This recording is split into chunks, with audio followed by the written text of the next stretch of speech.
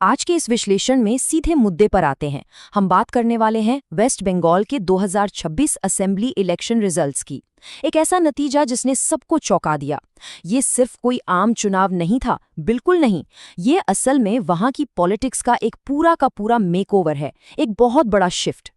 इस शिफ्ट की अहमियत को समझने के लिए हमें थोड़ा पीछे जाना होगा, साल 1972 में। क्यों? क्योंकि 1972 के बाद से ये लिटरली पहली बार हो रहा है कि वेस्ट बंगाल और सेंटर में एक ही पार्टी की सरकार बनने जा रही है। तो ये अपने आप में एक मैसिव पॉलिटिकल अर्थक्वेक है। इस विश्लेषण को हम 6 हिस्सों में ब्रेक डाउन करेंगे। पहले हिस्टोरिक नंबर्स देखेंगे, फिर वोटर शिफ्ट, उसके बाद जीत हार के कोर रीजंस, चीफ मिनिस्टर की रेस, इसका नेशनल इम्पैक्ट और आखिर में आगे की प्रमुख चुनौतियां। तो चलिए, section 1, the historic numbers. Total 294 seats हैं और मेजॉरिटी के लिए चाहिए 148। अब देखते हैं फिगर्स क्या कहते हैं। ये नंबर्स सच में माइंड ब्लोइंग हैं।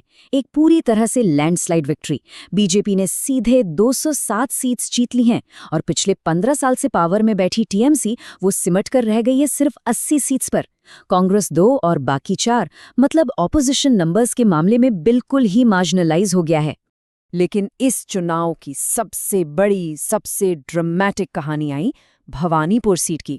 यहां सुवेंदु अधिकारी ने मौजूदा चीफ मिनिस्टर को उन्हीं के स्ट्रांग होल्ड में 15,000 से ज्यादा वोटों से हरा दिया।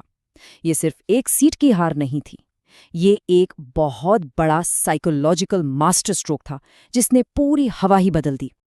आगे बढ़ते हैं सेक्शन 2 पर, अनपैकिंग द वोटर शिफ्ट। अब सीट्स तो ठीक है, लेकिन हमें यह समझना होगा कि जमीन पर वोटर्स ने क्या किया। पिछले 5 सालों में कोर सपोर्ट बेस पूरी तरह से बदल चुका है। इस डेटा को देखिए, बीजेपी का वोट शेयर 38% से शूट अप करके सीधे 45% के आसपास पहुंच गया और दूसरी तरफ टीएमसी 48% से ड्रॉप होकर 41% पर आ गई। साफ है कि बीजेपी ने बिल्कुल नए वोटर्स को अपने साथ जोड़ा, जबकि टीएमसी का जो एक कोर बेस था वो बुरी तरह टूट गया। अब आते हैं सेक्शन 3 पर, एनालाइजिंग द डिसाइसिव फैक्टर्स। आखिर ऐसा क्या हुआ कि 15 साल का किला ढह गया? चलिए उन रीजंस को आइसोलेट करते हैं। सबसे बड़ा मुद्दा था वेलफेयर वर्सेस डेवलपमेंट, एक डायरेक्ट टक्कर।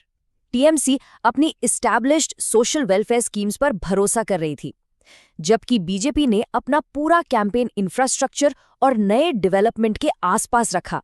और जैसा कि हम देख सकते हैं, वोटर्स ने वेलफेयर के बदले डेवलपमेंट के वादों को चुना।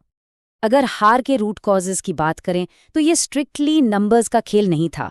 15 साल की भारी एंटी इनकम्बेंसी, तेजी से बढ़ती जहाज जैसी बेरोजगारी की टेंशन, करप्शन और स्कैंडल्स के लगातार आते आरोप और एक लीडरशिप फटीग, इन सब ने मिलकर एक ऐसी लहर बनाई जिसे रोकना लगभग नामुमकिन था।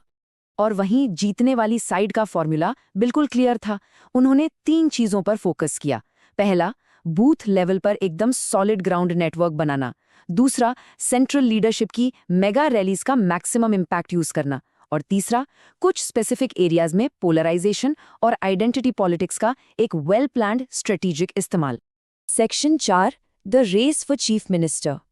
अब जब इतनी बड़ी जीत मिल गई है तो सबसे बड़ा सवाल यही है कि कमांड किसके हाथ में आएगी। लीडरशिप को लेकर पार्टी के अंदर 2 बिल्कुल अलग स्टाइल्स मौजूद हैं। एक तरफ सुवेंदु अधिकारी हैं जो भवानीपुर की इतनी हिस्टोरिक जीत का मोमेंटम और एक स्ट्रॉन्ग ग्राउंड ग्रिप लेकर आते हैं।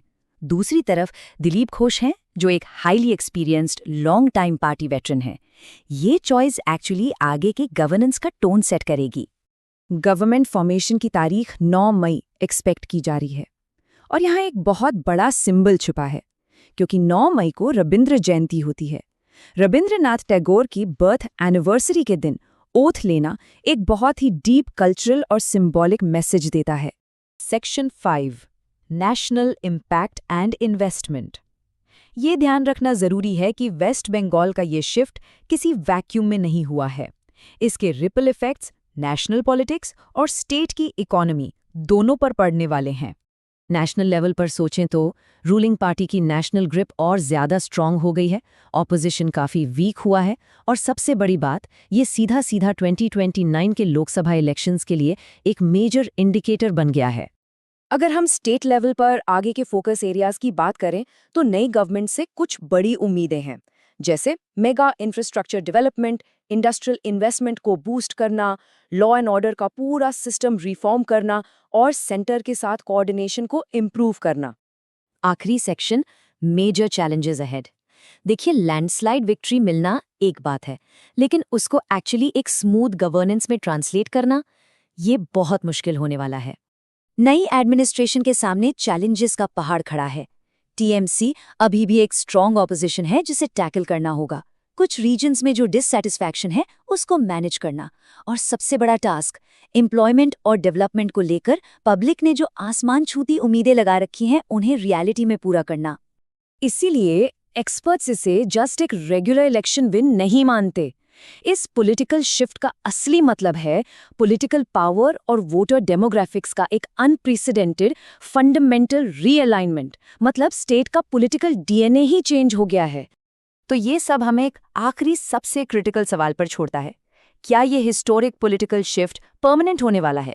और क्या नई लीडरशिप सच में इंडस्ट्रियल डेवलपमेंट और लॉ एंड ऑर्डर की उन मैसिव एक्सपेक्टेशंस पर खड़ी उतर पाएगी जिन्होंने उन्हें पावर में लाकर बिठाया है? ये आने वाला वक्त ही बताएगा। लेकिन एक बात तो पक्की है, बंगाल की पॉलिटिक्स अब हमेशा के लिए बदल चुकी है। इस विश्लेषण से जुड़ने के लिए बहुत बहुत शुक्रिया।